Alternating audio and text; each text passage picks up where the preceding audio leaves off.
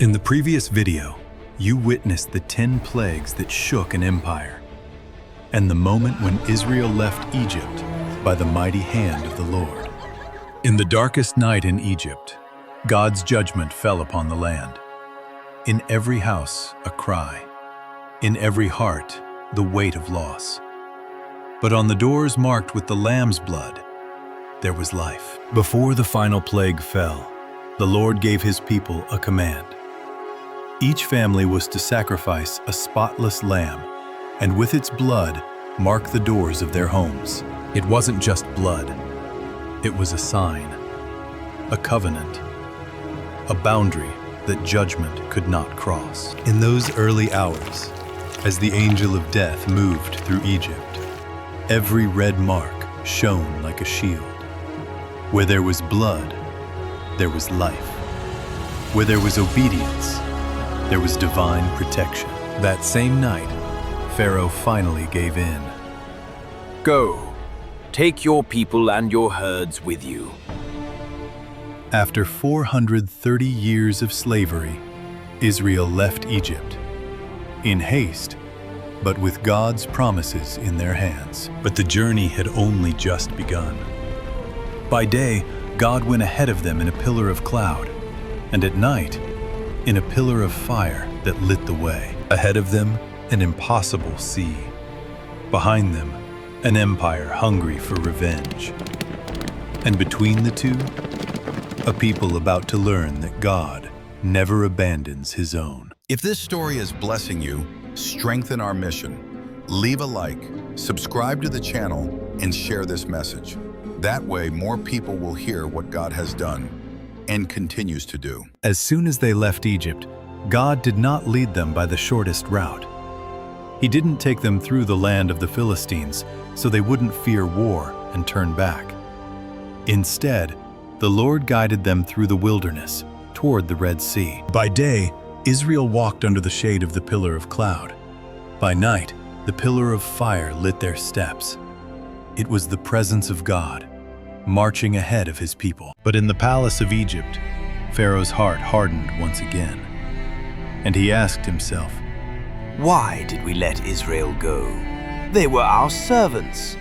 Then Pharaoh gathered his army, 600 of his finest chariots, warriors, horses, and all the military strength of Egypt. While Israel was camped near the sea, they saw, in the distance, the dust rising from the horses. The ground shook beneath the wheels of the chariots. Then the people cried out, Moses, did you bring us out of Egypt just to die in the wilderness? But Moses stood before the people and said, Do not be afraid. Stand firm and see the deliverance the Lord will bring you today. The Egyptians you see now, you will never see again. And then the Lord said to Moses, Why do you cry out to me? Tell the children of Israel to move forward. In that moment, the pillar that went ahead of the people moved behind them. Between Israel and the Egyptian army, a wall of fire and darkness formed. The Egyptians could not advance. But for Israel, there was light. Moses obeyed God and raised his staff. Power echoed out, and the waters of the sea began to part. Walls of water rose up on each side, and the seabed became dry. The impossible turned into a path. Israel crossed the sea as if walking through a valley between living walls.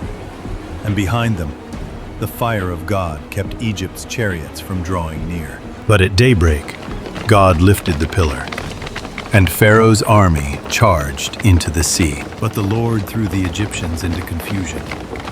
He made the wheels come off their chariots. The chariots skidded and dragged. The soldiers cried out, The Lord is fighting for Israel! Let's flee! Then God said to Moses, Stretch out your hand over the sea. And when Moses stretched it out, the waters came crashing down.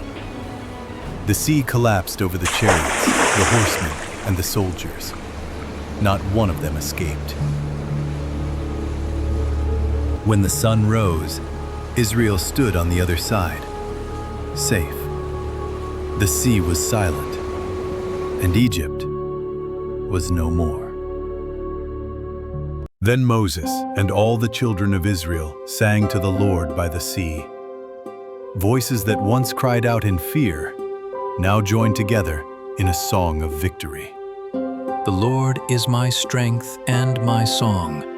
He has become my salvation. The Lord is a warrior.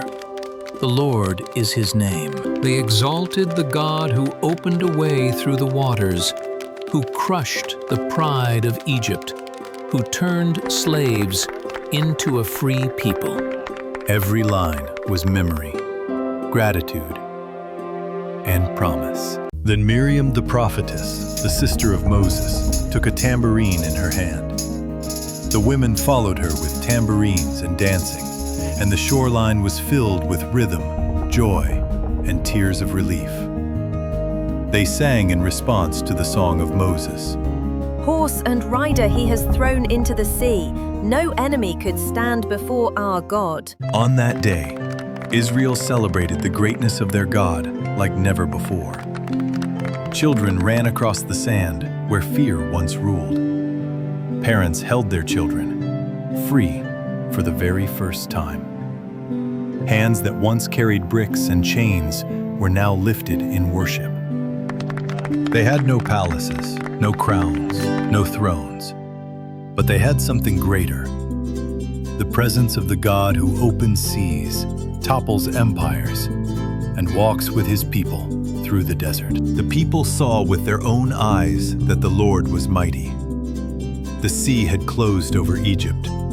Slavery was behind them. And there, by the waters now silent, Israel learned that true freedom is not just leaving a place behind. It is learning to trust the God who guides every step. In the next video, you will see the continuation of David's journey. How did God lead the shepherd to the throne of Israel? Follow the challenges, battles, and people that helped him reach the throne.